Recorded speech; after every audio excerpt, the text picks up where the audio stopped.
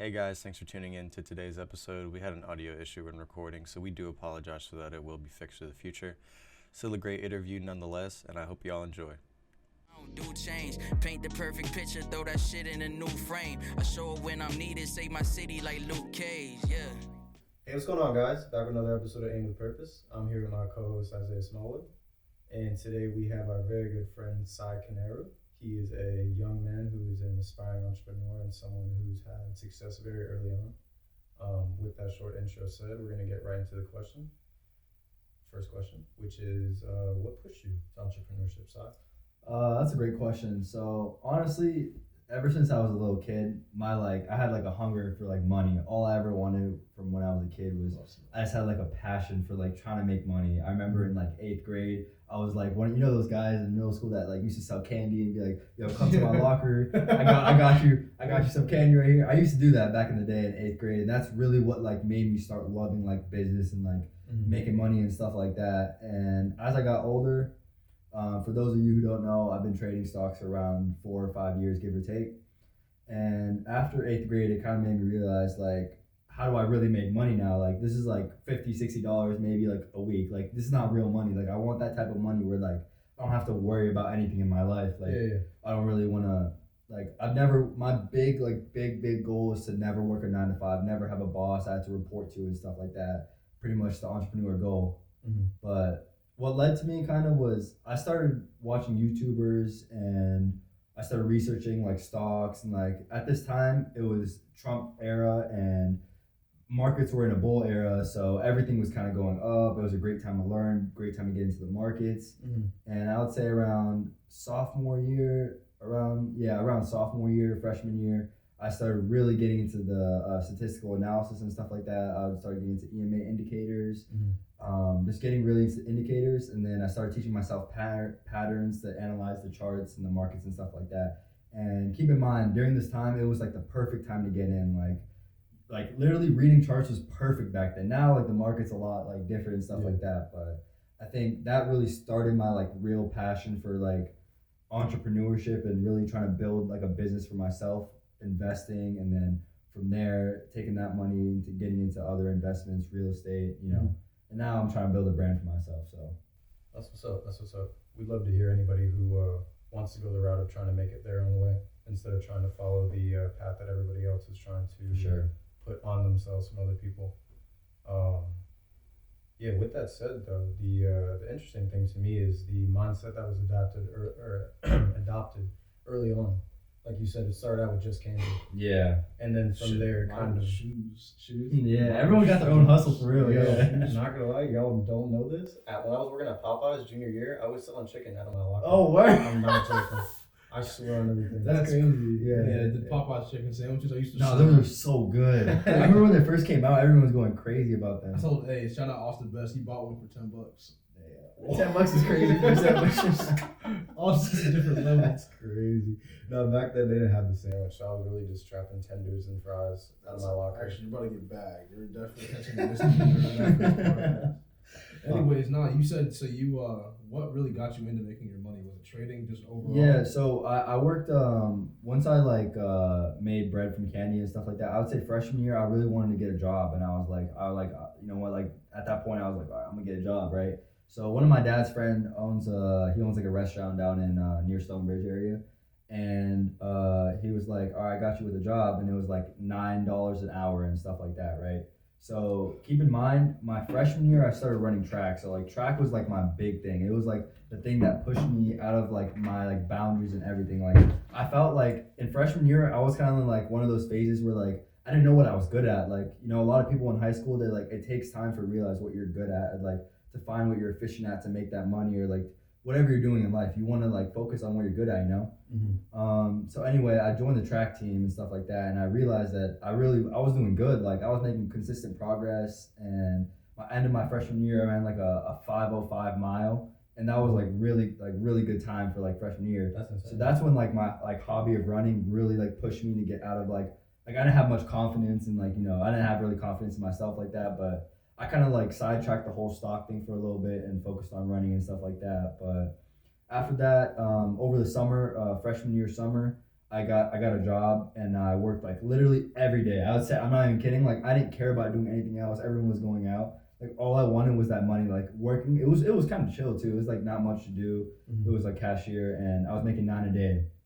So after that summer, I had around I would say like 1,500 give or, it was like 1,500 give or take, right? Yeah.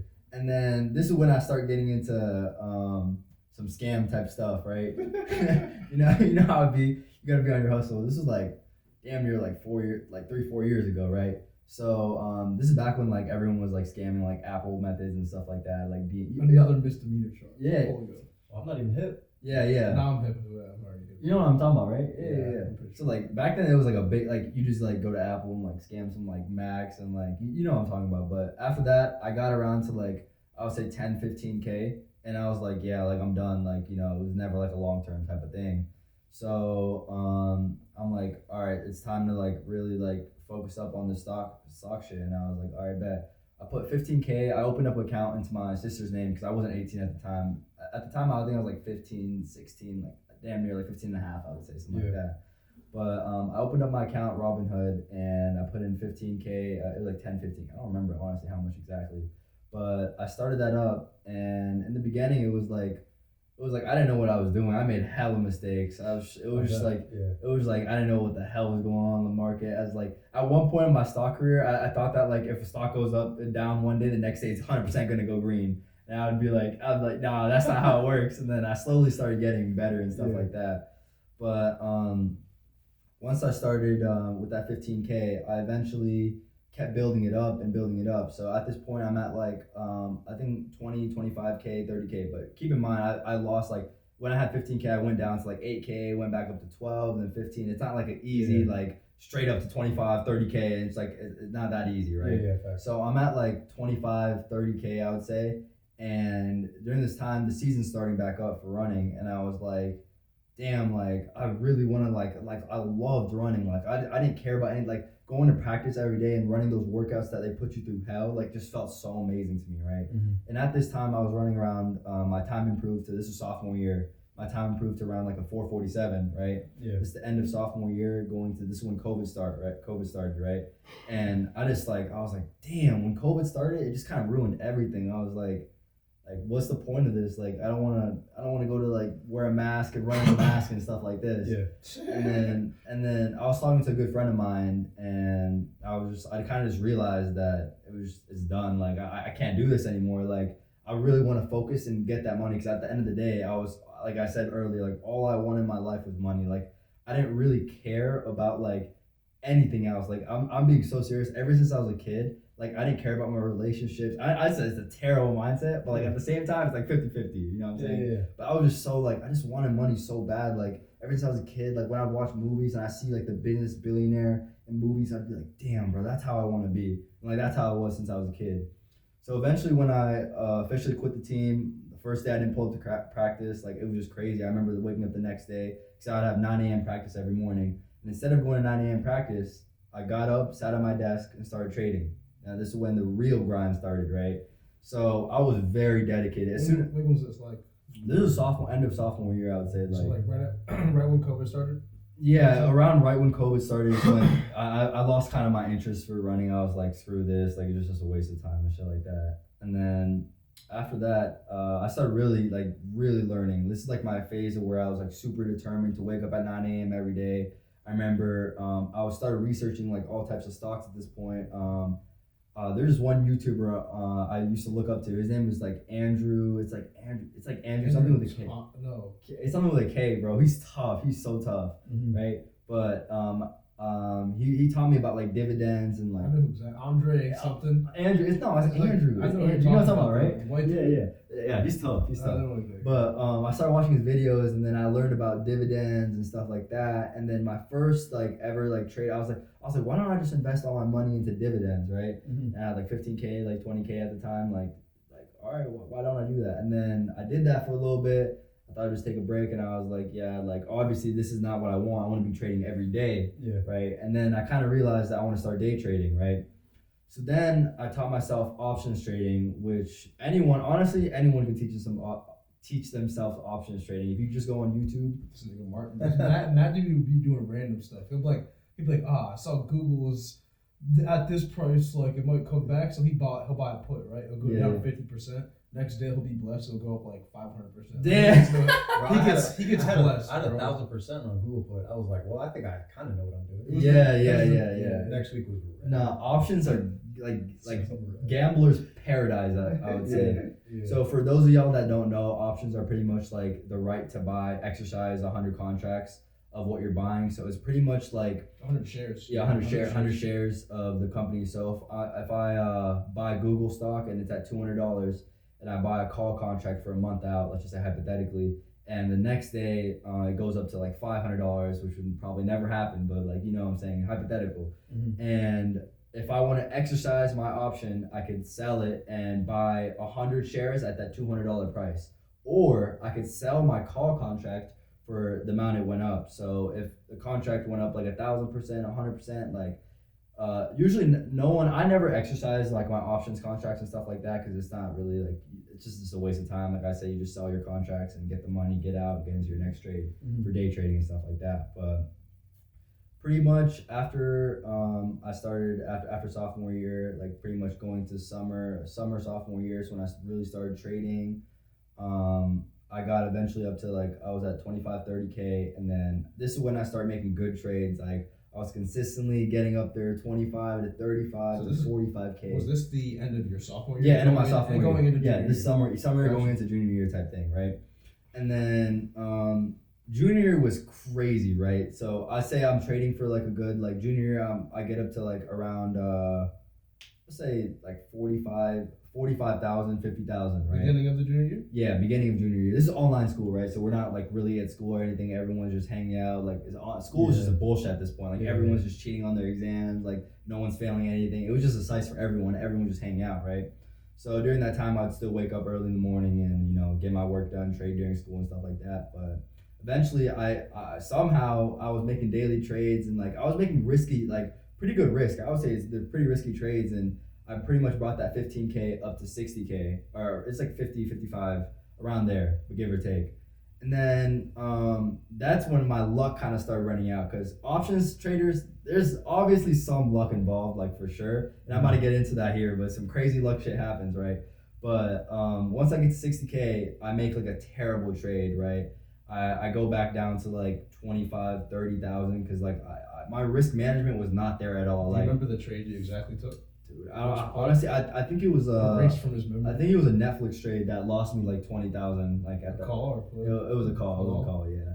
But it was one of those days that Netflix went down, and I was like, damn, I'm back at 25K, and like that's when like I feel like the first loss really like made me realize that like damn, I really just lost like 30,000. Like at this time, I had no perspective on money. Like keep in mind, I'm in high school. So young. Yeah, bro. Like, yeah. Nah, like at the time, like I didn't like, bro, like 30,000. That's light. You know what I'm saying? Like that's light. Like it don't matter. It's just on the screen. Like I don't see 30,000 cash. That's my problem with trading. It's just on the screen. Yeah, it's just on the screen. It's just like on the screen. Yeah, you don't see that 30,000. If I saw 30,000 cash and I lost it, I would start crying. Like damn, bro. You know what I'm saying? Yeah. And then I lost that, and then I slowly, obviously, like I took a little second, and then it kind of made me realize, like, damn, I really lost. Like that's a whole job. Like you know what I'm saying? That's a lot. You can buy a lot of things with $30,000. Like some people don't make 30 in a year. Yeah, exactly. So then I go to I still didn't learn. I'm about to tell you what happens, but pretty much I get to 25K, and then eventually I work my way back up. I would say in like 2 months, a month and a half, I worked my way back up to like 45, 50,000. I'm back. I made it back. Somehow I didn't lose that 25,000. What do you think was the difference? Like just managing your emotions after that first loss? After that first loss, yeah, I was a lot more like scared of losing money. When I first started, I barely had any like bad trades. Like keep in mind, it was a bull market, so like you'd buy something in the morning. I'm not even kidding. 100% next day. 100 next day is no bullshit. 100%. Like it was just so hard to lose money. Yeah. And then once I get like, obviously I'd have like a day or two like $1,000, $2,000 losses, but like those aren't like big things. You know what I'm saying? Like there obviously is going to be a red day in a bull market still, but most of the days were just straight green, straight $5, $10 SPY like runs. You know what I'm saying? So yeah. After that, this is when like shit really goes crazy. I'm at 45,000, and I'm in a Tesla call, right? It was a Thursday night. Tesla during quarantine. If y'all don't know, that was the shit. Yeah, on God, Tesla was crazy. Tesla had the biggest bull run. Maybe crazy. top 10 of all time in the stock market within that 1 year. For sure. From March 2020 to like June 2021, Tesla was going crazy.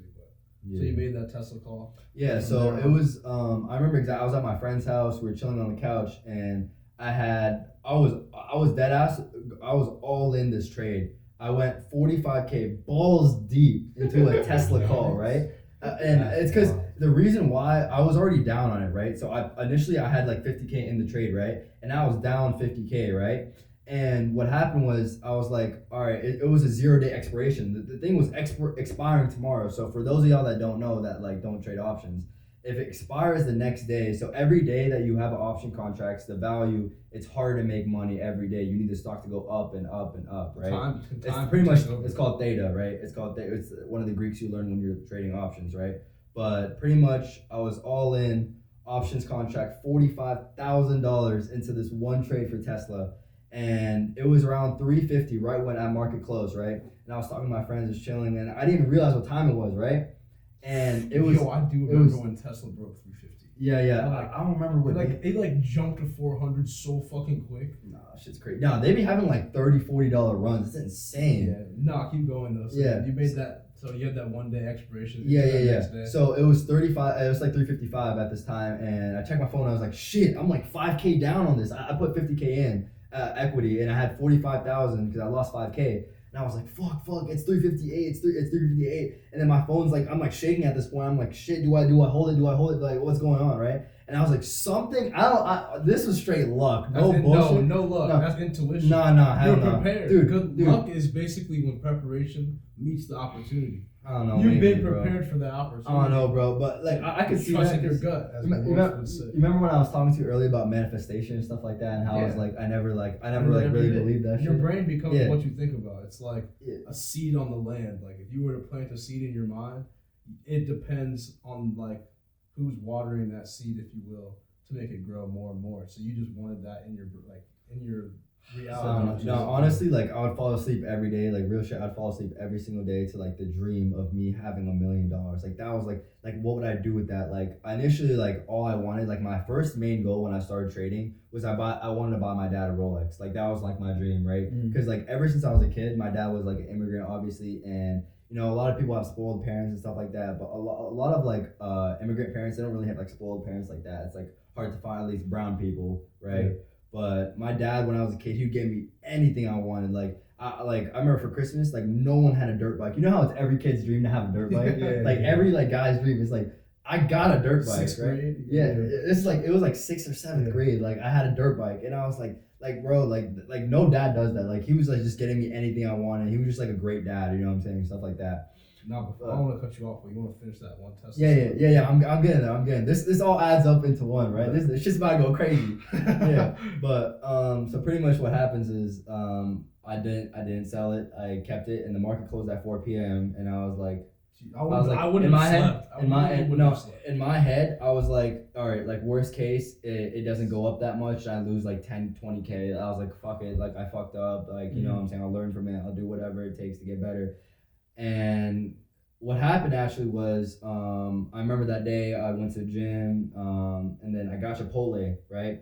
And I'm in the Chipotle parking lot in my car, and I see a news on Yahoo Finance that came out saying Tesla got, I think it got upgraded or something like that. It got. I would have lost. It got like upgraded out of nowhere. It was an analyst upgrade. It was like something out of nowhere. I forgot exactly what it was. No, it's probably some JP Morgan price upgrade, and then during COVID, the markets would get a price upgrade and everything would go up because the market was kind of rebounding from that recession from COVID 2020. Yeah. That every time anything slightly good would happen, the price upgrade would go crazy. Yeah. So So the that's price upgrade is like the the estimation So, of what they so, think the so price stock market is like when you're investing in the future of a company. So Yeah. when you're buying a stock, it's like a Google, $100, right? When you're investing in that company, you want it to go, you want to increase in value, increase in revenue, increase in everything. You're Yeah. betting in the future of the company, right? I got you. So when analysts like JP Morgan, like big banks and shit like that, they're like, they analyze the company based on the revenue and cash flow and shit like that. And then they're like, this is undervalued. Like it's not, it's way okay. more, right? Yeah. And then Tesla at the time, this is like the Tesla boom. This is like during the era of when that shit was just upgrading like crazy. So I'm in the Chipotle parking lot. I check my phone, Yahoo Finance, right? Upgraded, right? I'm like, nah, this is bullshit. This is cap. This is cap, right? And I'm with my boy, and shout out Ennis, you know what I'm saying? We were in the whip, and I pull out my phone, and I was like, holy fuck. Like, holy shit. That's Like, bad this funny. is bullshit. This I is would've cap. freaked the fuck I out. open up the Yahoo After Hours price. This shit was no cap. It was up $20. It was up $20 After hours? Yeah, after hours. It was up like 18 and 20, and it kept going up, and then the market, the after hours officially And closed, your, right? your strike price was way in the money at this point. Yeah, it was. No, I was out of the money. My strike price was out of the money. But So is it was the money super. after the $20? Yeah, no, I was making no, because 0 day it's a big lotto. So if it Yeah, goes, yeah. if a big move happens, you're making a fuck ton of money either way, Wait, right? But afterwards, after the move happened, was your strike price in the money? Yeah. It was in the money. Yeah. So I go home, and you know, like I'm a big believer in like you never know until you have that money in your account, you can't be happy. You know what I'm saying? So I was like, fuck. I was doing the calculations, and I was estimating around like 500K. I was like, there's no way. This is bullshit, right? Mhm. And eventually, I'm in my bed all night. I would say, keep in mind this was a Thursday, so it's a Friday. And I was up till I would say 3, 4, maybe 5 a.m. I couldn't sleep, right? I wake up at like 7, 8 a.m. and I see it. It's up. It's still up, 20 something dollars, right? And I'm like, holy fuck, right? And eventually, it's like around 9:30, and I go over to my desk. I open up my computer, and I open it up. Ding, ding, ding. On Robinhood, they give you like the bell and shit, right? Yeah, the opening bell. So the opening bell hits, refresh the page, 450,000. The first number I saw on my screen, it was 450,000, right?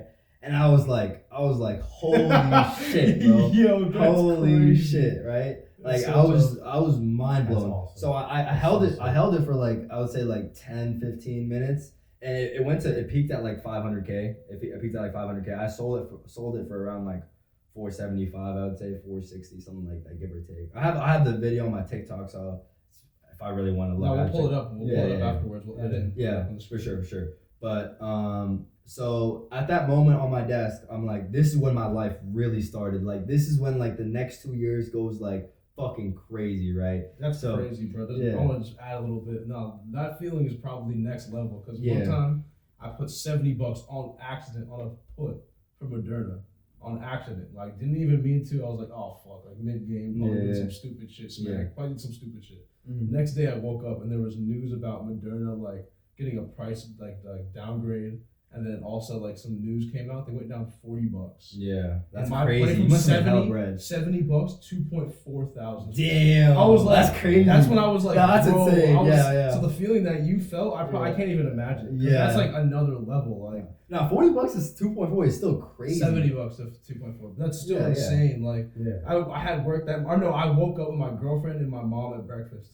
And I'm sitting there and I was like, you hear the alarm go off on your phone. Yeah, at 9:30. yeah, So I yeah. open my Robinhood and I look at That's it. crazy. And I was like, yo. And my mom was like, what's wrong? I was like, nothing. Like, Life's nothing, good. mom. Life's good. No, I'm Doing done. breakfast. But so from there on, you had that 450K. Your Yeah. life is. So I'm sitting at my desk here, and for a good like I would say 30, 45 minutes, I sold at this point I sold it. I had like 460, 470 in my account, and I'm sitting there on my desk. I'm like, what do I do? Like, do I tell people? Like, do I not tell people? Real shit. That's Real so shit. funny, yeah. Nah, Bro, real shit. I, was, Like, I, come on. I saw Yeah, Kyle yeah, yeah. Kuzma at the gym, at the DMV the other day, and I was like, yo. should I tell people? So this nigga made $500,000. I probably would have been losing. Yeah. No, I was like, bro, like in my house, like, yo, should I just like keep this low key, like keep doing my grind, like shit like that, or like should I like really like flex that shit, like should I really like keep in mind I wasn't getting girls at this time. I wasn't locked in like that. Like I was still like a skinny boy running and shit, and like I was on my grind. Of high school. Yeah. This is like I start glowing up at this point, right? But it's when I start hitting the gym and shit. But anyway, I was like, fuck it, I'm thinking about it, right? So I hit up my boy Ennis, like my best friend, right? And I call him and I'm like, yo, let's hit some Chick-fil-A, right? And I was like, yo, let's just go. It's just like normal because we had class and shit, and it was like before class we hit Chick-fil-A. It was like 10 in the morning at this point, or like 9:40. It was like we're just about to get like before close, and then we go into the whip, and I'm like, yo, when we're driving, we're in the drive-thru, and I'm like, yo, shit's on me. I got you. Food's on me. And he's like, nah, chill. I was like, nah, what you mean? I got $500K in the bank. He's like, shut your ass up. You don't got no 500. You don't got no 500K with your cap ass, right? And then I'm like, nah. I said, on God, right? And he's like, shut your ass up, right? I pull out my Robinhood account, right? He sees it was like $470,000, right? He goes, what the fuck? This man literally opens the car door in the drive-thru. He hops out. He's like, what the fuck? He's like freaking out. He's like, yo, what the fuck, bro? Yeah, I can imagine that too. That's out of everyone, my dad, my parents, everyone, best reaction, bro. Like everyone that's ever seen that shit. Shout out Ennis. No yeah, bullshit. on God. Wherever he's at, he's a real one. That's real funny. shit. That was some crazy shit, right? And then eventually, after that moment, I told him, I was like, yeah, I got this bread, and I didn't really understand how much bread it was. Like, keep in mind, like I didn't really like. It's really hard to get. No, I understand. Like you were younger, so like that's a lot of money. I was 16. I was 16 at this time. Yeah, you were 16 years old. Yeah. And you knew it was a lot of money. Yeah, but he was like, bro, I don't think you're understanding how much money this is. Like, bro, like if you invest this shit right, you'll never have to work again. And like that's really what got me like, damn, like that's low key facts. Like, you know what I'm saying? If you invest your money right, like you could never like have your money work for you. You know what I'm Especially saying? with that much capital. Yeah, Bro, exactly. You're jumping off from a cliff that's so high already in terms of like your you know what I'm saying? Like your projection. Yeah. It's crazy. That's probably the top 0.1%. Yeah, at the time. Oh, yeah. Yeah. Yeah, no, shit story gets even crazier, bro. Just wait, bro. Alright, so you're after Chick-fil-A. After getting to Chick-fil-A, that's pretty much like I get home, like we stop by my friend's house and we're like, yo, peep this shit. Like it's another one of our boys, like our homies and shit like that. We stop by my boy Late's crib and we're like, yo, peep this. He's like, what the fuck? Like, what the fuck? And then at the time, I know a lot of people aren't like tripping about taxes because like, I wasn't really tripping about taxes. I was like, what the fuck are taxes? You know what I'm saying? Like, man, fuck that, fuck the IRS, you know what I'm saying? And then my boy's mom is an accountant, and I was talking to her. She's like, yeah, you're gonna have to pay like 50% of that to capital gains. Fuck. In my head, I was like, that's when really like I was like, damn. Now I get why everyone hates the IRS. Like I understand it now. You know what I'm saying? So I would say some unspoken words. Yeah, no, for real. And then after that, I get home, and then this is when my parents are both working home and shit, obviously, because it's like COVID era and shit like that. So I go downstairs, and I'm like, Dad, I made hella bread. And I open up the account, and I had like, obviously, 470,000 at the time. And he's like, damn, his eyes go like super wide, and he's like, damn, like, shit like that. Shit like that. And I was like, yeah, your reaction is L after Edison. Is like, man gives me a high five, he high fives me, he's like, good job, you know what I'm saying? I'm like, all right, thank you, I got a good job, you know what I'm saying? Yeah, and then I go back upstairs, I tell my mom, and she's like, holy shit, same reaction pretty much. Like, reactions were tough. And then I go back into my room, and then I'm like, all right, like in my head, I'm like, all right, it's time. Social media. I started TikTok. You know what I'm saying? So start posting trades. Yeah, no, start posting like just TikToks in general. I've never posted like TikToks like that. But then we go over to my boy Omar's crib. Hey, shout out Omar. Yeah. We go over to Omar's crib and we filmed the first TikTok I made about stocks and shit. And I was like, we made it 6 figures at 16. Like, like flexing and shit, like basic like 16-year-old flexer shit. You know what I'm saying? Normal COVID activity. I would have done the same. Yeah, no, for real. Like that shit was fun as fuck. Made the TikTok. That shit blew up. I say I had like a couple 100,000 views, a couple like 20,000, maybe 20,000. Like honestly, I don't even remember. I haven't checked my TikTok in a while, but so that happens. Make the TikTok, and at the time it's just blowing up. Like everyone's going crazy. Like top of the world. Yeah, I posted on my Snap main story, bro. I was really feeling, dude. This is where I fucked up, bro. I'm not gonna lie. Wild. I fucked myself. myself. We'll get into that later about regrets. Yeah. No, but I I posted this shit on my main story, and then I make a private, and I'm like, no, in the main story video, I was like, shit, we made it. It's all the boys in the background and shit, and everyone's just like, it's just a good time, you know what I'm saying? And then what happens after that is I made a private story, and it was called "Money Can't Buy Happiness." You know, that'll be your name. I think I've yeah. I think y'all were on that for sure. And then I started that up, and I was like, yeah, I posted like a first story, and I was like, I'm not like a professional trader or anything, but it's like how I did it, and like these are like some trade like tips and tricks. I pretty much like posted some tips and tricks and shit. And during this time, bro, like I'm telling you, bro, like the serotonin levels never went down. That like throughout the whole day. Keep in mind, I had 3-4 hours of sleep at most. It felt like I was on like 10 shots of espresso. Like I don't even know how to explain it. Like it was high off life, dude. Yeah, nah, for real. Like genuinely, I was high off life.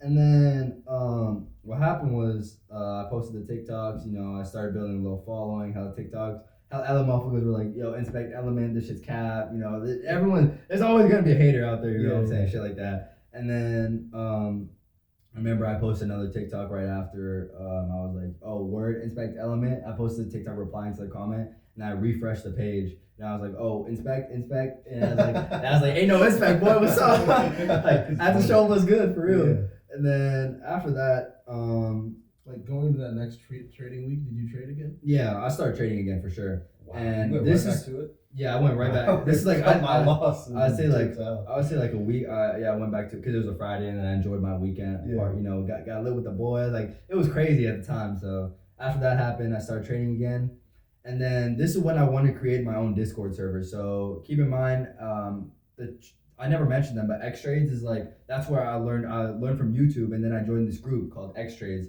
I was a part of them for like 2-3 years. And they taught, it's a very good educational system. Shout out for X Trades. I work for them now, so pretty much I made my own Discord. I was like screw this, like I could really like monetize this, and like honestly I didn't even care about like making money off the Discord. I just wanted to help other people. Like I just wanted to like, you know what I'm saying, like help other people and like make a free service where you're genuinely like, you know, learning and shit like that. So I went on Fiverr. This like I think the week after I went on Fiverr and got a person to create my Discord, professional Discord, all like the options alerts, trades alerts, member plays, an analyst, I made all the education systems myself. I put all the YouTube videos in, and at that point, I posted in my TikTok, and I was like, yo, join up the Discord, stuff like that. And then eventually I got to like 22,000 members, I would say, like 20K members, something like that. I had like damn near like at the time I had like 25K, 30K on TikTok. So that like correlation is crazy because like right now TikTok followers don't like go to your like Discord and like you know they just don't correlate. If you have 1 million on TikTok, you're gonna have like 30-40K on Instagram. You know what I'm saying? But I had 22,000 in my Discord, and I'm posting trades and stuff. And the next trade I get into, I start positioning deeper into my plays, right? So this the next play I got into was right after was Apple, right? I had 3 different legs of it, and I had like 100K on each one, right? But they were strike prices. Yeah, different strike prices, right? But they were like 3-4 weeks out, right? They're calls, right? And the trade was based on I think news at the time. Something was going good for Apple. I forgot exactly what was going on, but it was we were looking hella like bullish on Apple, and I think it was like around Wednesday, Thursday, or something like that. And then I swung it into next week because it was like 4 or 5 weeks out, so swinging was like simple for trade out that long. But I wake up again. It's up like I'm up a good like 80-90K, right? So I'm at this point. I'm at like 550, damn near 600K in the account, right? And I'm like, damn, okay. And keep in mind, I'm alerting all these trades in my Discord. I'm like, the Discord was called Dream Trades, right? What's crazy is I remember right when this Discord started. Yeah, right yeah, Right yeah. as you started the Dream Trades and you would release these plays. Yeah. What was the name? You had a name. Dreamers. No, but you had a channel. There was a name. Might have been Moe's. Not Moe's. You guys had a bunch of different channels how you would have a name for your trades. Oh yeah. Movies, Each analyst, right? Yeah, so we had each all of our analyst. homies, like Mo and everyone that like I just gave all of them their own server. Yeah. Mo would post like I think shoe stuff or like some cars, some shit. I don't know, some shit like that, right? I don't remember exactly, but we had post all of our own shit. But anyway, I'd just keep posting trades, day trades, and I was doing good. Like my plays were hitting. Like I remember I made a AMD like scalp for like 10-20,000, Tesla scalps for 10-20,000. Like 10-20,000 day games were like nothing to me at this point. Wow. Like they were dead ass nothing. It was just like another day. I just like aimed to make 10K every day. Mm-hmm. And then I hit the Apple Play. I was around like 500, 600,000, give or take. And then this is where shit gets crazy once again, right? Netflix. Remember how I told y'all I lost Netflix when I first that was started? your first loss. Yeah, my first You first trying to big get your loss. get back. Yeah, I was trying to get my get back for real. So Netflix earnings, for all of y'all that don't know, are like the riskiest shit ever. Like keep in mind, me making that money off of Tesla was a good like 10-20% like chance of me making that much money, and it was Fuck that. I beat the odds for real. 10 to 5%. Yeah, no, 10 to 5%, give or take. Yeah. But for ERs, it's even riskier. So like, there's a thing called IV when you're playing ERs. It's called implied volatility. So it's pretty much there's expected move on ERs where you expect the stock to move up 6-7%, and sometimes during earnings they don't move up that much. And even if the stock goes up, you still don't make money because they burn your contracts. It's the theta burn, the IV kill. It's just the IV kills it, right? It's a lot of simple terms. The time takes over, and Yeah. you lose your money Exactly. no matter what. Yeah. So ERs are, like I said, super risky, like risky as fuck, right? And so at the time, I was like, I alert this call. I'm like, I'm playing earnings. Like I think Netflix is going up. Like I think they're gonna go I up. remember when Netflix went up crazy. Yeah. So like they were like 500 at one point. 600. Yeah, no, they were. This is They were because booming. during the COVID era, they're going crazy because Exactly, everyone. yeah. What are they doing? They're staying at home watching fucking Watching Netflix. Netflix. Yeah.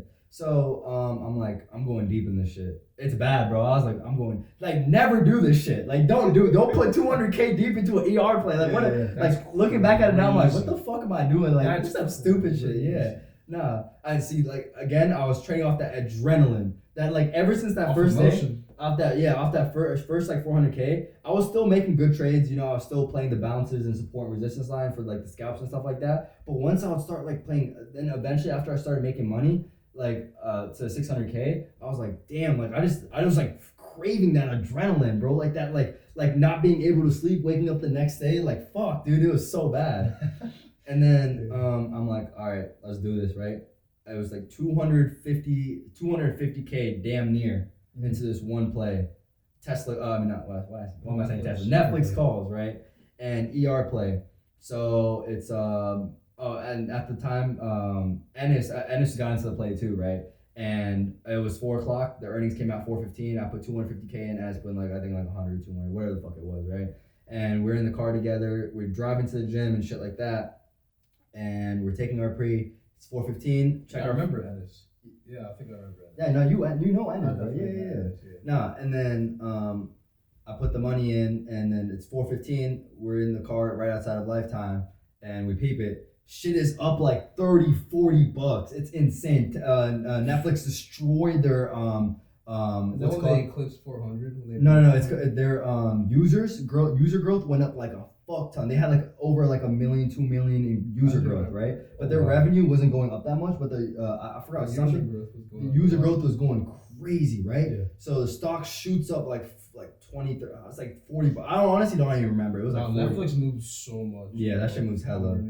And then $40 it went up that day, and I was like, holy shit! I'm taking my pre in my car, just chilling, lift, get through the day. At this point, I check back because you with ERs, you never know, it could just go down, they could just fuck you over, and So I check back later, and it's still up like $30-$40. I'm like, holy shit! Like this is gonna be crazy.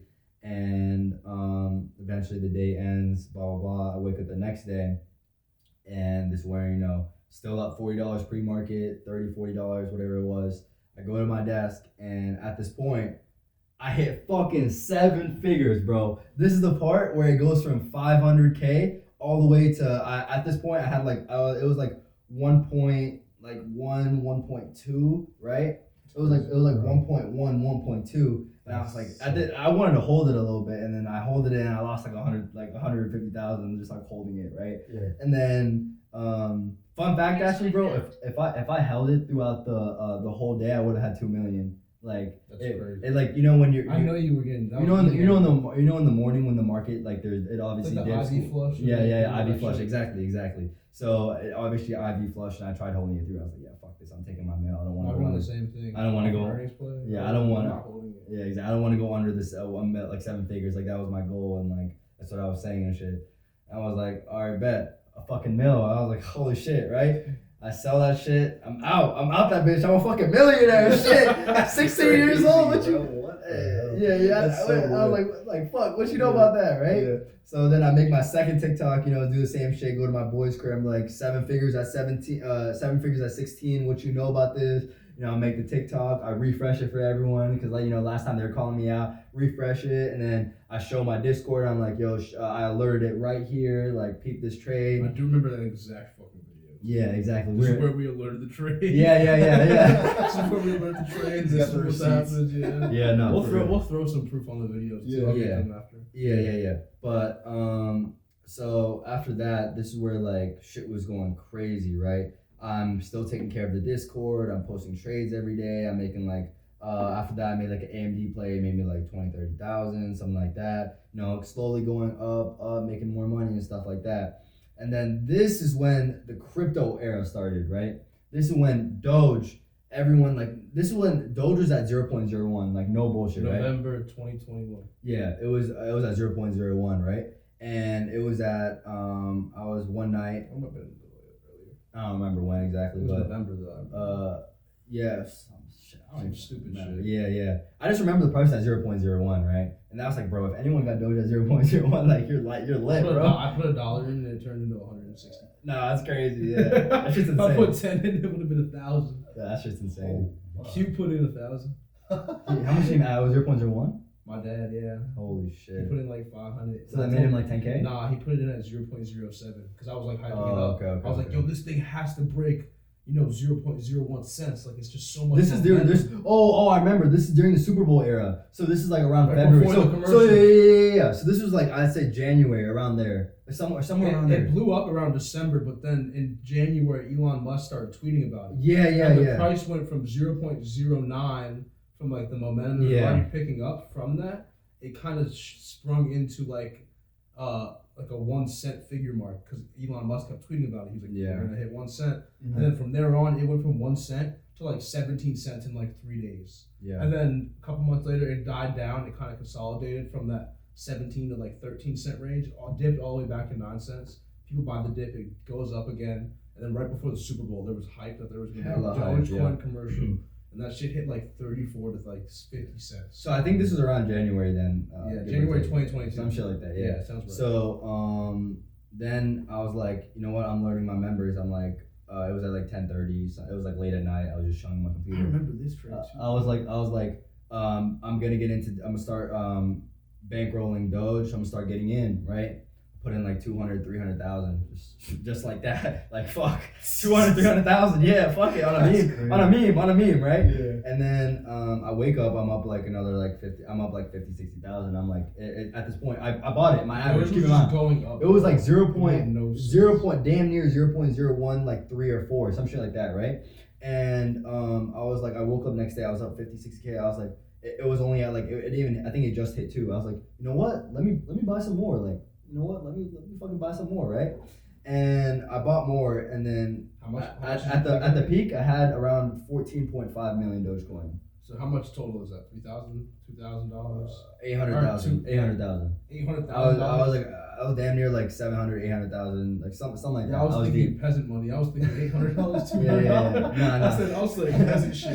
Nah, 800K. Yeah. Shit, 800K. After the second day, I was like, after I saw that shit was going up, hype started building. Twitter, there started these Dogecoin Twitter accounts, and I was like, yeah, this shit's gonna go up, no cap. So I held it all the way to 0.08. I want to say like 7.5 to 8. That's when I sold it. I remember exactly right before it hit that. Like, Yeah. he was trying so hard to get. Yeah, I made like 400, 500K on the trade, right?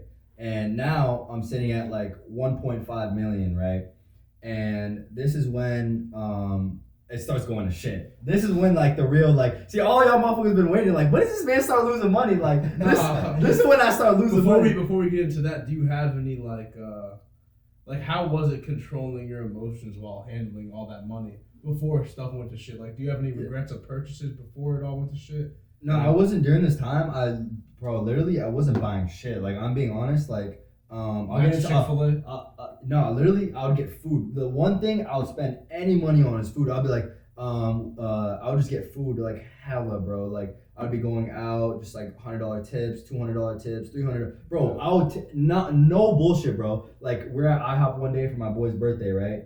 And we got food, and it was the waitress's birthday. And I didn't have any cash on me, right? I used to keep like $1,000, $2,000 in my dashboard just to like for tips and like cash money, like just like for shit like food, shit like that, you know what I'm saying?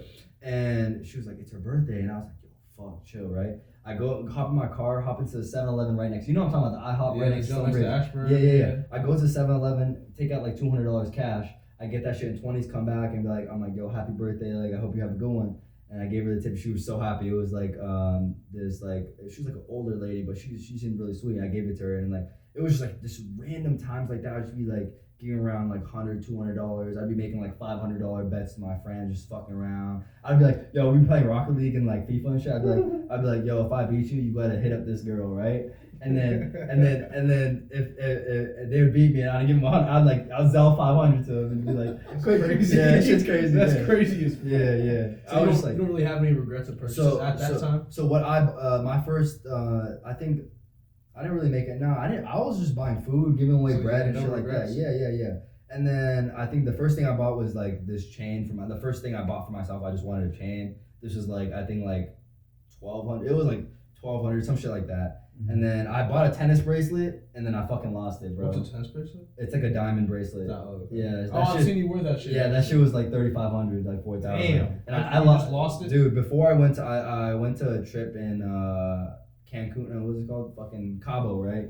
And I left that shit on the dresser, and the cleaners came, and then ever since. Oh, they licked that shit. They licked that. Yeah, they definitely took that shit. But it's all good, honestly. Like, you know, like fuck it. Materialistic shit I don't really care about, shit like that. But So how did your stuff turn south? Yeah. So trading here at 1.6. Before I get to that point, like this is when I needed to start taking out money, right? This is when the fucking government comes in, IRS, taxes, fuck taxes, shit like that, right? But I started taking out Robinhood. They have this thing where you can only start taking out 50,000 a day and shit like that. So that's interesting. What? Yeah. That's so fucking weird. Yeah, it's so weird, right? You can only take out 50,000 a day. So in January, once I had I forgot how much money I had exactly, honestly, but I started taking out money, and this is when I was getting ready to buy a property. So there's something called opportunity zones in real estate, and it's kind of like a tax finesse kind of thing. It's pretty much when you buy, the way that the government like pretty much like does taxes and like how to like write like how you get tax breaks and shit is they want you to reinvest your money into something else, like an angel investor. Like they want you to invest in another business, buy a house. Like they'll give you breaks. They pretty much want you pumping money back into the economy and shit like that, Gotcha. So you can get a break. So I took out around like 700,000 for an opportunity zone in Cincinnati, Ohio. And that was going to start building me around near 6 figures in passive income. And the reason I wanted that is because I always, no matter what, how much money I lost, I just wanted passive income. So like I didn't have to work a job, shit like that, just like shit like that. But I had like 700K in my bank account, and instead of paying, so capital gains, the way it works is like it's around, I think it's like 45-50%. So if I make $1 million, you have to pay 500,000 in taxes, right? So instead of paying 500,000, it's 10%. That's over like $500,000, right? You have to pay 45%. I think. Yeah. So I only had to pay 10 to 15%. So I remember, I think that year I only ended up paying like 50,000, 60,000 in taxes or some shit like that, right? Because I got lucky with that real estate. I bought it and got to write that shit off. But while I had all that money in my bank account, this is in like my actual bank account. I took it out. I finally had like at the time I had like a Robinhood card, so that's how I'd be accessing all my money. I wouldn't take it out of my account; it just goes directly out because I had a card with the company and shit. So I had like 700K, and I was like, you know what? It's time. It's time to get the rollie. Remember how I said earlier that my biggest dream was to get my dad a rollie and shit. Mm-hmm. And on top of that, I wanted to make a first YouTube video. I wanted to make a YouTube video and shit like that. So I go to Best Buy. I get like a $600, $700 camera. I hit up my boy. I'm like, yo, I need an editor for this shit. I want my first video to be tough. Like, I want this shit to be actually good. And then one day, around, I think it was end of January, like February, around that area, right? We'll pop up that YouTube video. Yeah. I pretty much I start my vlog. I wake up like, yo, what's good, guys? Like, how y'all doing? Shit like that. The vlog, all that shit.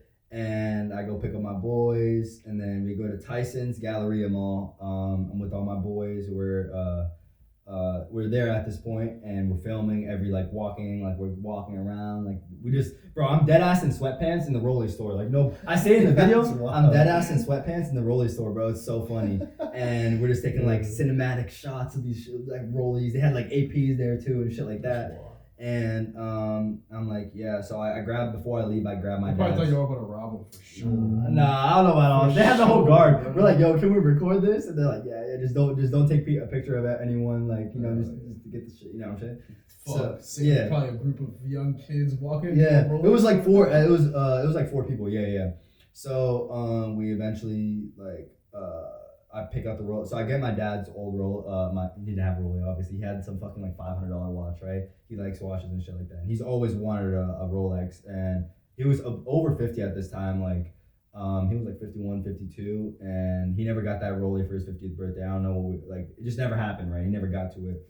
But I bring it there. I'm like, we're looking through the watches. We find this one we like. And I'm like, how much is it? He's like, it's like 14,900, 700, something like that. 14,700, 900, give or take 15,000 rounding, right? So I'm like, all right, I'll get that, right?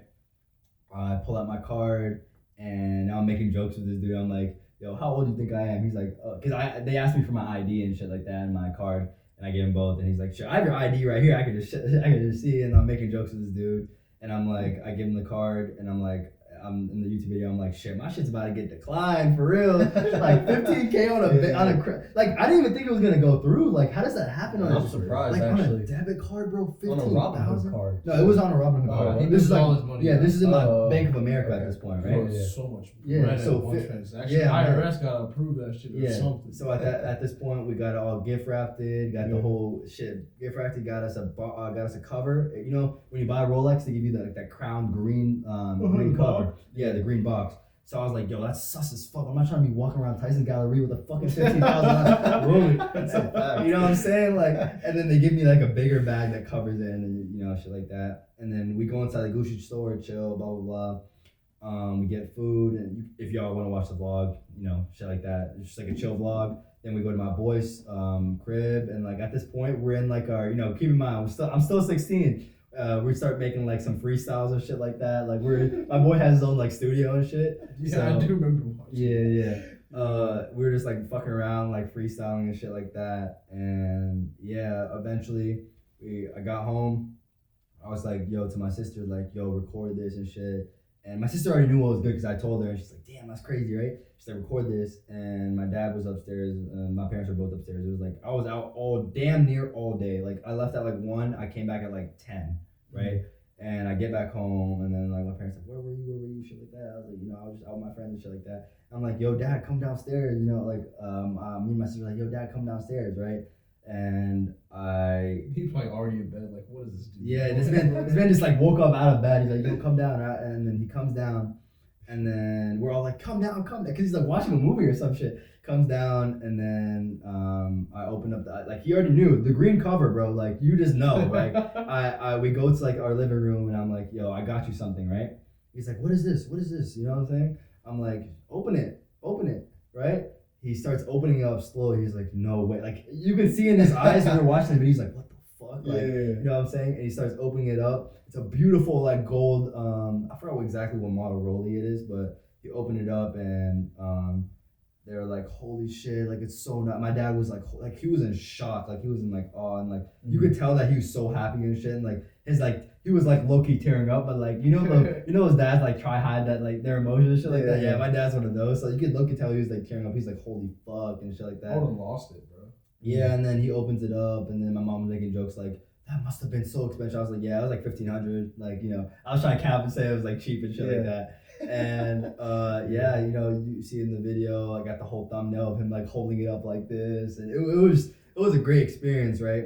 And that was probably my only like big purchase, honestly. I mean, I get your card. Yeah. I'll get into that.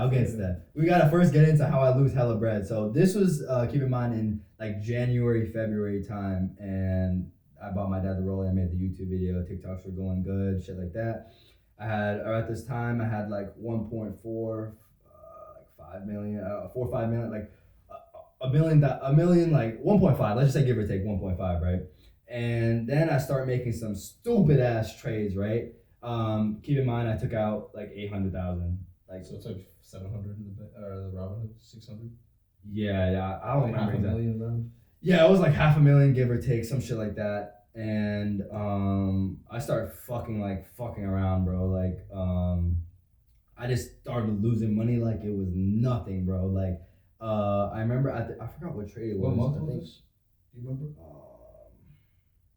It was a good like 3 months after that watch purchase. It was like, can't think exactly when. Summer of 2022. I feel like it was around summer. Yeah, I feel like it was around like March, April, maybe May. Dude, I don't remember the exact time. That market started correcting itself. See this is when like the market like it was starting to get fucked, bro. Like it was just annoying as shit, and you know like the risk management wasn't there on that level yet, and I was like putting like 100K into like my scalp trades and stuff like that. And then eventually, like, dude, scalping was even whack back then. Yeah, bro. I'm saying, bro. And then this is when I was putting like 100K into my scalps, right? And I started losing scalps. I'm like, fuck. Eventually, my account went down to like damn near like 200K. Like, damn, like 300,000. Yeah, I lost like give or take like 300, 400,000. I don't remember exactly how much it was, but dude, I damn near just fucking lost the house, bro. Like, this is when like I truly started to realize like what my life was, like the anxiety and like adrenaline is all those like levels were starting to go down. I started realizing what my life was coming to and shit like that, and lost hella money and shit like that. And yeah, I was losing money at this point, and I was just like, fuck, like holy shit. And did you back out? Like all the positions? Yeah. I was out of all my positions at the time, right? And I damn near. I went all the way down 200,000 to like 40,000-50,000. Damn. Oh. Yeah, I know. Isn't that crazy? That's like $500,000-$600,000. It is crazy, but it doesn't surprise me because you can't. That market is just. There's this time it was like, bro, you get fucked. Like straight up, like it would be like a $3 move on the upside, or like a $2 move on the upside, and then it would just like 5-minute candle next to a 10-minute candle. Let's say a 10-minute candle, it'd be like $1.50 move to the downside. Yeah. So like we talked about earlier, time would take over on that contract that you're trying to day trade, and it would just fuck you over. And even it would just be like, let's say he's just taking 10% spikes on every move, up and down, mostly down. It'll still fuck you over. It would fuck you over. Yeah, either way. Because that's how I played before, like during like my scalping phase when I'm being like 20,000-30,000 easy. It was just like nice, easy scalps, like, you know, shit like that. You get in, get out, 2 trades a day, I'm done, enjoy my rest of my day, shit like that. And then I get all the way back to 40,000, and I'm like, yeah, I need to take a break, take a week or two, and I really start, like, this is when I start realizing a lot of shit in my life, right? It's just like, I never valued my relationships to the point of like where I do now and shit like that. I never like realized how like good, like you don't realize how good your life is until you get to that peak, you know what I'm saying? Like at this time, this is like, I was living for 16, I was like 17 years old at this time, I think. This is starting to get into senior year, like junior year, summer, around there, right? And I have 40,000, and I eventually got it back. I was like, damn, I started locking in. I'm not gonna lie, I started using a lot more indicators, a lot more trades, a lot more patterns. I just started locking the fuck in, and I got all the way back to like 250. I'd say from 40, 45, something like that. I get back to like 200, 250, give or take. And during this time, I'm going through like kind of kind of like a sad, I don't want to say like depression or shit like that, because like I'm so grateful for everything that's happened in my life and shit like that. But I was going through like a sad phase, and like I was just getting so cocky, bro. Like during that time of like where I was making so much money and shit like that, I was just so cocky, bro. Like I don't know how to explain it, because like growing up, bro, like yeah, I got humbled hard, yeah. But growing up, I didn't like, I wasn't cocky, you know what I'm saying? I was just like that, you know that. Like I wasn't a quiet guy, but like I was just like, you know, I wasn't like that, you know what I'm saying? But when I started like, you know, started making TikToks and people started hitting me up and like, yo, what's up? Like, yo, can you give me advice? I was feeling myself, bro. Like, you know, like obviously everyone has a humbling phase, and like I was just super cocky and shit like that. But coming back to the point where I was just like not happy. I wasn't like as close with my friends anymore. I was at this point, I was just like chilling, like living my day by day and shit like that. And then this is the point where I realized, like, you know how everyone talks about, like, there's a lot, it's the biggest debate, can money buy happiness or not? Can it or not, right? What do you think, though, before you answer? Before he talks, do you think money can buy happiness? No. I don't think money can buy happiness. I will say, though, money can be used to acquire happiness. Well, money can be used to kind of give you security in your situation, so that way you can do things that make you happy. That make you happy. Like in your situation, you don't got to go to work anymore. So in turn, like you're happy you don't have to go to work. But you know, with like now that you have that freedom, you're able to do things that make you happy. You know what I'm saying? Like I feel like everybody wants to be in a situation where they could just do their hobbies every single day. Yeah, I feel like. All right, let me ask you a question then. Would you rather make like 60K a year and be like happy with your friends every single day, like 60, 70K, like maybe like 50, 60K, and like be happy, live in like a normal apartment, like, you know, like bill to bill, you know, you're not financially free? Yeah. Or would you rather make like 400, 500,000 a year, but not have as many friends, not like go out as much, kind of like be in your own world, but like you're not like truly happy? It's just like you're like, you know how like sometimes they say like, this is what I can relate it to, honestly. Like, I read somewhere that they relate hell to like, it's like a loop. It's like a loop of your life. It's like the pain going over and over, your worst fears over and over again. And this was it was not like my worst fears, but I felt like the same day was like every day. I felt like it was like a loop. I thought I was dead ass in a loop, like the same, like I'd go to the gym, go home, and like be in my bed for hours. Like I'd be in my bed for damn near hours, like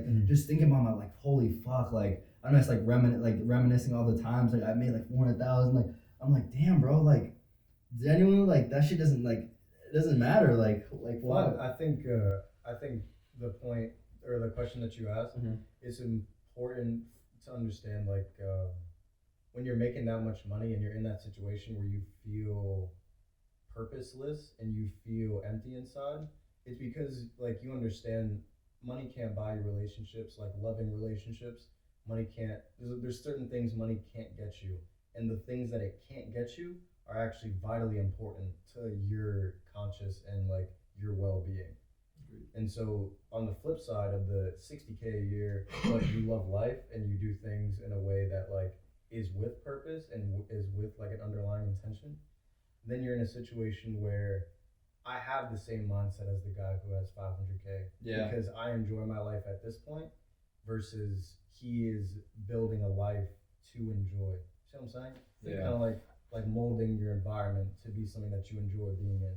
Think about it like this: if you aren't happy when you're poor, you aren't gonna happy when you have it all. Yeah. Because what really changes? The only thing that changes it is that, like you said earlier, money can buy you time. At the end of the day, you need to be happy with the time that you have. Because if you're not happy when you're poor and you don't have anything at the bottom, you're not gonna be happy when you have it all. Because the only difference is money. Like your mindset's not gonna change. You're still gonna be thinking the same way you did as when you were poor, if you will. So I definitely just hone in on that, because of course money will come in my lifetime, but you want to focus on that mental when you don't have that money, because then you could, let's say when you do have the money, imagine the mindset you could carry with yourself. Like you could probably do a lot of shit. And then then you have the people who make a lot but they sit on it, and then it's like, well, what are you gonna? You have all this money, you have all this wealth, you have the position to give impact to people who don't have as much, and yet you choose to not spend it. So it's like, I'd rather make less and give more than make more and give less. I get that. Makes sense. Yeah. No, yeah, that actually makes sense. Yeah, I see what you're saying for sure. But I feel like I never want to like be like, I feel like when you're making that type, like when you're making like 50, 60,000, like you're just a part of like that rat race. Like even if like you like, let's just say hypothetically you get out of college and you get your degree and like you're making like, let's say starting like 60, 50, 60, 70, maybe on the high end like 80 to 100. But I feel like you're just like focused on like you're working your job and then you want to get promoted, then you work for the next company and you want to get even more money. Well, what you're explaining is you're not working for yourself. Yeah, exactly. That's God gave you free will and you're making it on another man. Exactly. That's like I'm trying to get to the point of like I feel like it's so important to like understand your finances. Like you need to understand that you'll never be financially free. I mean, I'm not gonna say never. There's definitely outliers and shit, but you're most likely not gonna be financially free unless you're starting your own shit. Unless you're like making your own like other side income, like making your money work for you. You're not gonna get out of that like working a job, like waking up at 9. I know that there's everyone out there. They wake up at 9 a.m. They're like, damn, I don't want to go to work today. You know what I'm saying? Like You're sitting to your left. Yeah, like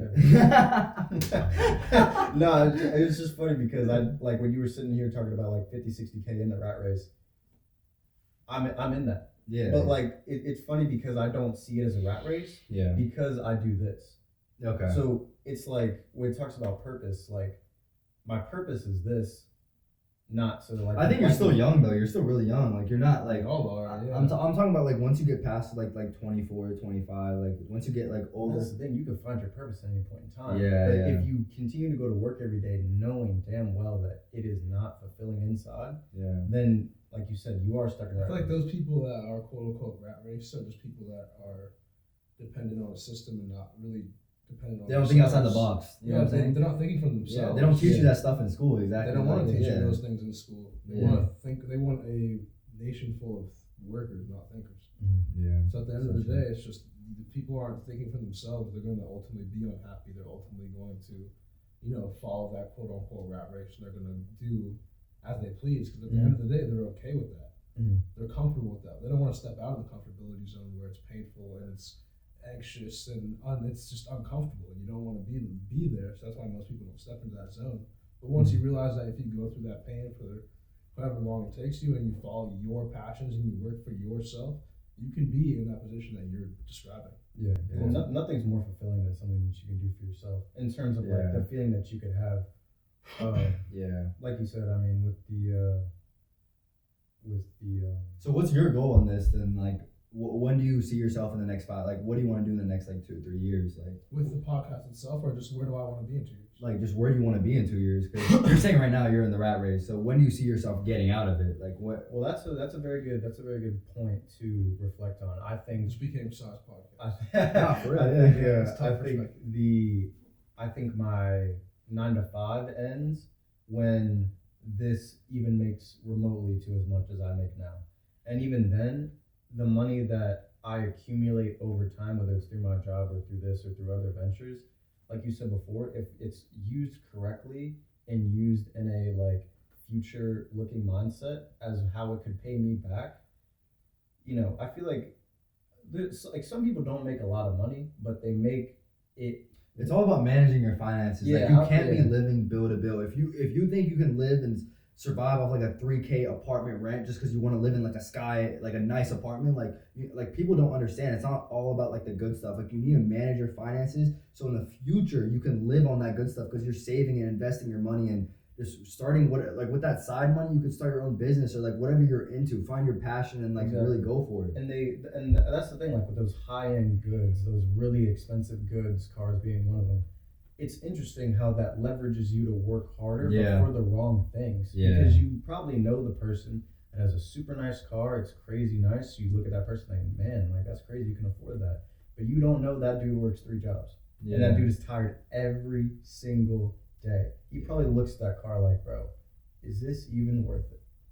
And that's the difference though, is that this is worth it no matter how tired I am, no matter how I'm feeling.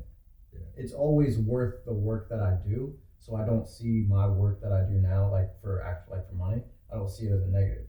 Because I know, I have my end goal in mind. But you're at a part with your job where you can, move up in the company and, actually, work your way up and start making more money. And, you can actually get there, you know what I'm saying? Start pouring more into your LLC and start building up your company, and And you're at a good part of your life. Oh yeah, bro. I wake up every day knowing I'm blessed, and it's Yeah. it's a very humbling feeling, and it's a very grateful feeling that I have.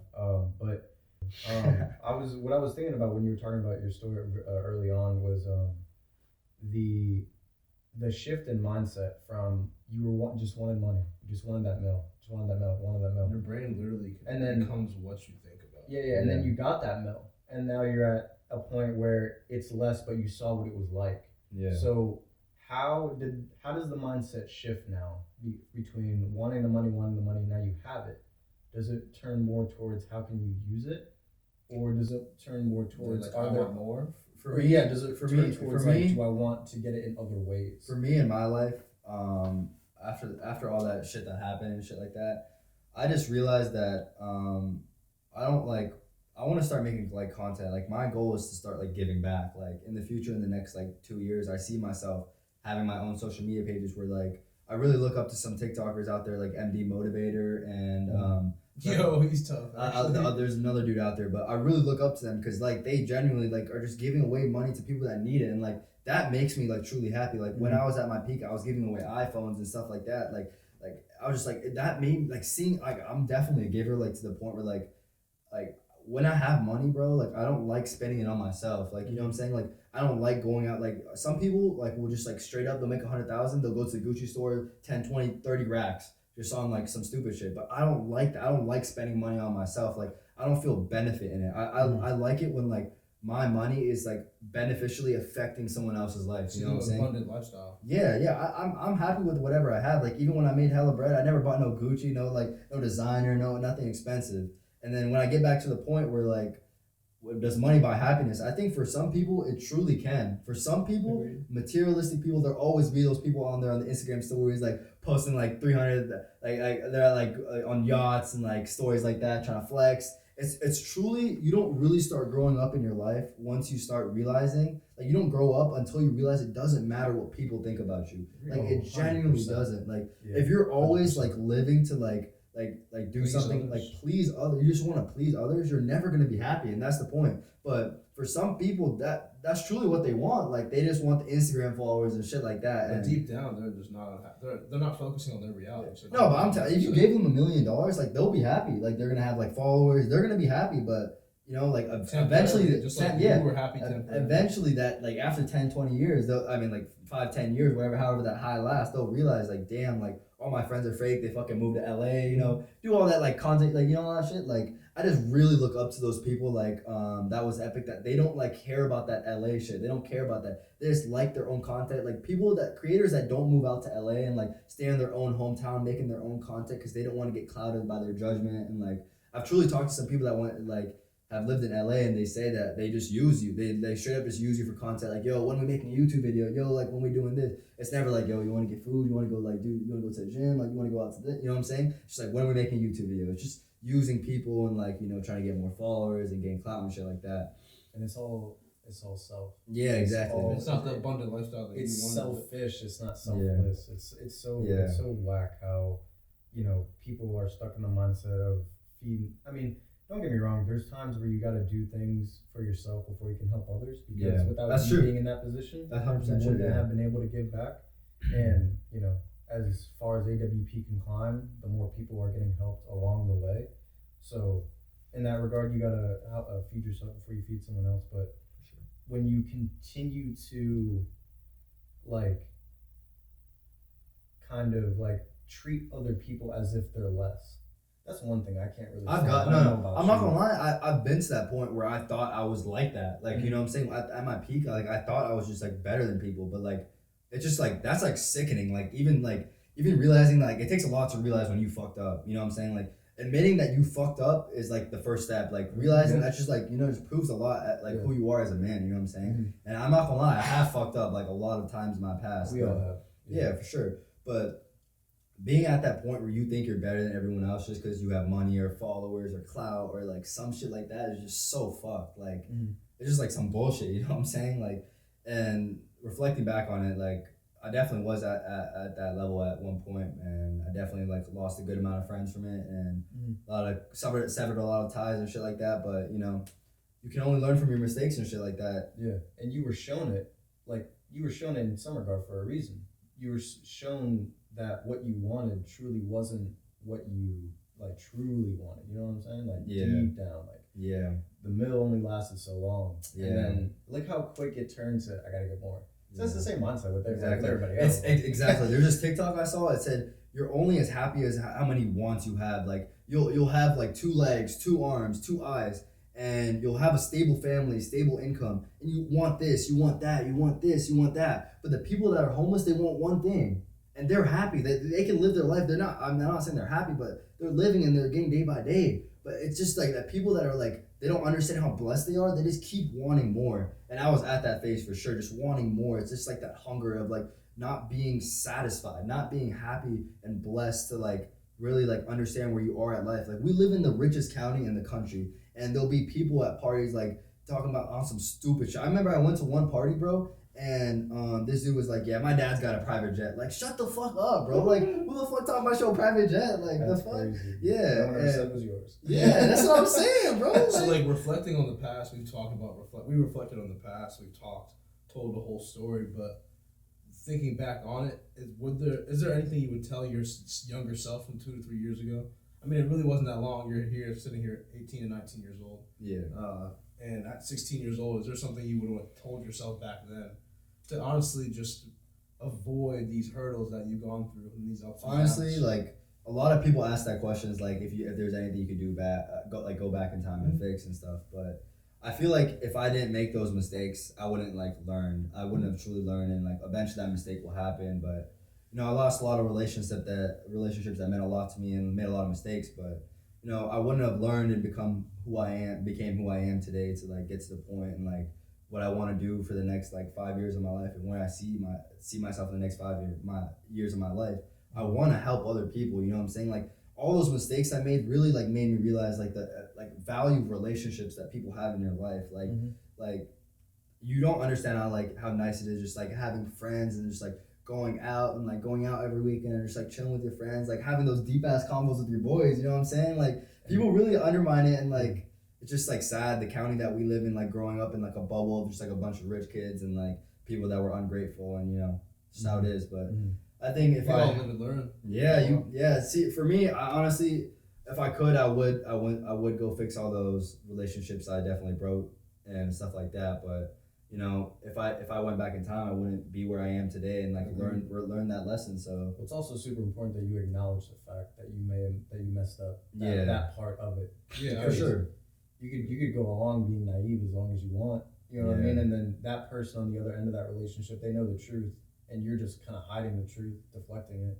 Yeah. But when you, like you said, being a man of understanding that you're not perfect, you speak out the things that you did wrong in hopes of like repenting them in one way or another. Yeah, I truly agree. I mean, if someone asked me that question, of course I would want to change something little, like places I've harmed people and things I've done wrong. But if I were to change those, I might not be the man I am sitting on this couch with the knowledge that I have and the intellectual things I've talked to people with. I might have not even grasped what they're talking about because I can't perceive what they're even talking about. I can't fathom it. So I feel like I would definitely want to go back and sever some ties. I definitely want to talk to some people, like honestly just apologize for stuff that I've done, of course, in the past, but you can't change that because you wouldn't be the person you are today. Exactly, yeah. So it's such a tricky question to answer, but I definitely agree with the complete perception you said. That's the exact way I'd say it.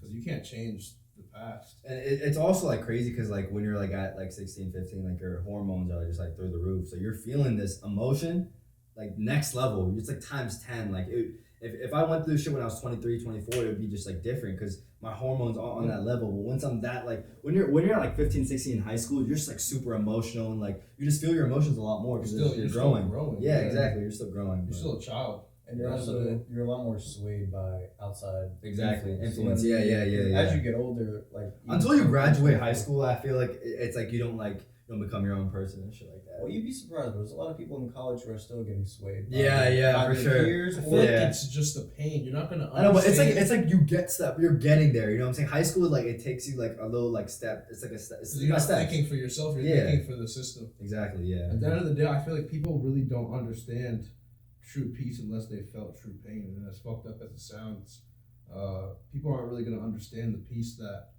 they are given every day. With a family, a mom, dad, or whatever it is, they're not gonna really understand that peace that they get because they haven't felt the pain of the opposite side.